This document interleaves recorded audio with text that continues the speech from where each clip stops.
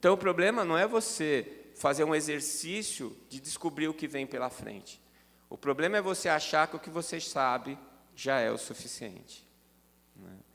Então, dentro dessa perspectiva, vocês querem fazer uma fezinha? Para onde é que nós vamos? Né? Quais são os próximos passos?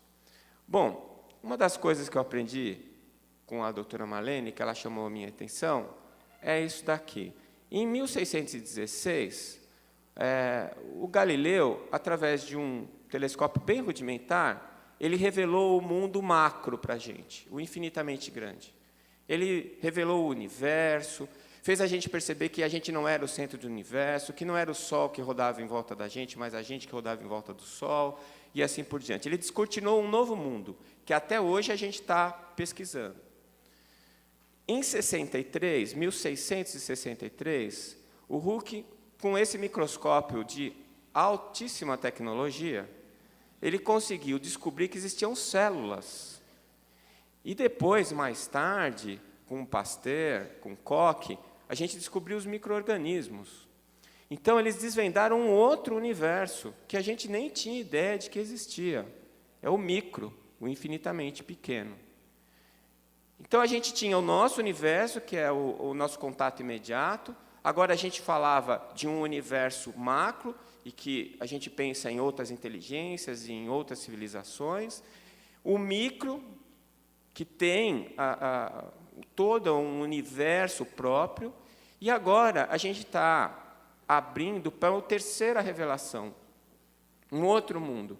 Isso em 1857, que é a revelação do mundo espiritual, que veio através do professor Rivaio, né, e cujo instrumento não foi nem o telescópio, nem o microscópio, mas a mediunidade.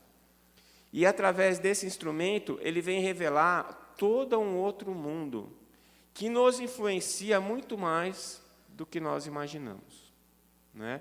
É sobre isso que estamos falando agora. Nós estamos começando a entrar nesse mundo agora. Puxa, tem mais de 100 anos? Pois é, a quântica também. E até hoje tem gente que não gosta de falar disso.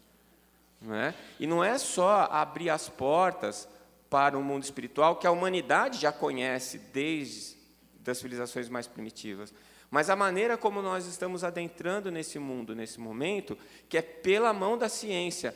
Qual é a diferença? A diferença é que nós vamos com menos emoção, mas com mais razão.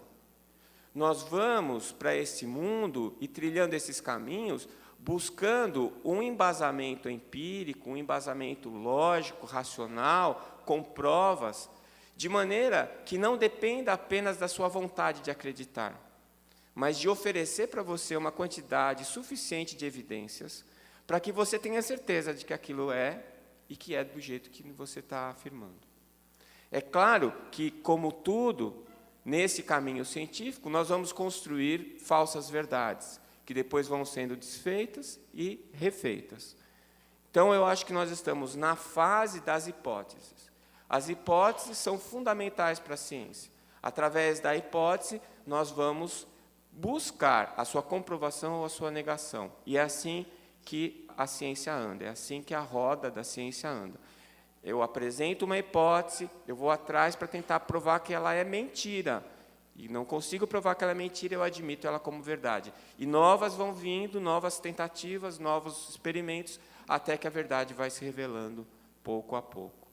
Então, a gente está diante de um novo panorama. Abre-se um novo universo a ser pesquisado, e esse universo está sendo pesquisado, está ocorrendo nitidamente uma mudança de paradigma. O número de trabalhos científicos nos bancos de dados que tratam de espiritualidade cada vez são maiores, novas leis para serem entendidas, leis naturais, leis universais, novos conceitos para serem estabelecidos. Né? Mas alguém já fez alguma previsão para esse futuro que nós estamos começando a viver agora? Na verdade, já. Então, a gente tem cola. Sabe, cola? Quando você vai na prova, que você cola. A gente tem uma cola que é André Luiz e Chico Xavier. Há mais de 70 anos, a gente ficava falando de 60 anos, eu fui fazer as contas, já tem 70 anos. Tem mais de 70 anos. Mais de 70 anos que a gente recebeu a cola. E aí que entra a questão interessante. Se você vai ver André Luiz, tem muita coisa que, na época que ele escreveu, era dúvida, e ele confirma. Tem muita coisa que ele escreveu e que ninguém fazia ideia e que hoje já está confirmado. E ainda tem coisa que ele escreveu que a gente não faz ideia de quando vai ser confirmado. Né? Por isso, se você quer fazer uma fezinha, para você não se dar mal, que nem o Kevin, que nem aquele pessoal lá, é melhor você não dizer que o André Luiz estava errado. Porque todo mundo que falou isso mordeu a língua já.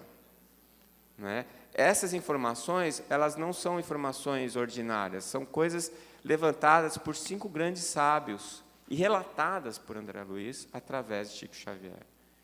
Então, o que a gente tem que fazer com esse conteúdo é o que nós estamos buscando fazer pela NAAME.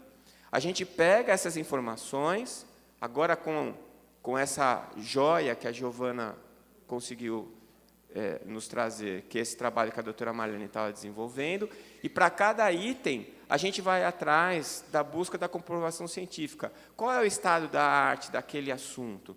Até onde nós já chegamos? E aí, a gente, se é uma coisa que já está certa, a gente vai confirmar. Se não, a gente vai estabelecer a hipótese. Então, a obra do André Luiz, são 28 obras, que começou em 1947, traz uma grande contribuição para a biologia e para a medicina.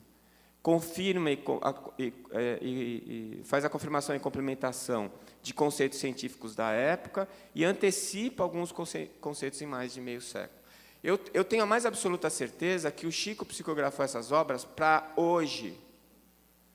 Então, se você leu Evolução em Dois Mundos, ou tentou, há mais de 10 anos, leia de novo, você vai se surpreender. Primeiro porque eu acho que aquele livro é quântico, cada vez que você abre, as letras mudam. Tem coisa que está anotada lá, e que eu rabisquei, que eu falei, eu nunca li isso, mudou. E segundo, que a quantidade de informações que vieram de 10 anos para cá é tão grande, que contextualizou um monte de coisas que, quando você leu, você falou, nossa, não entendi nada. Não é? Então, essa obra ela foi escrita para hoje, e não para o século passado. Então, o que nós temos feito é isso.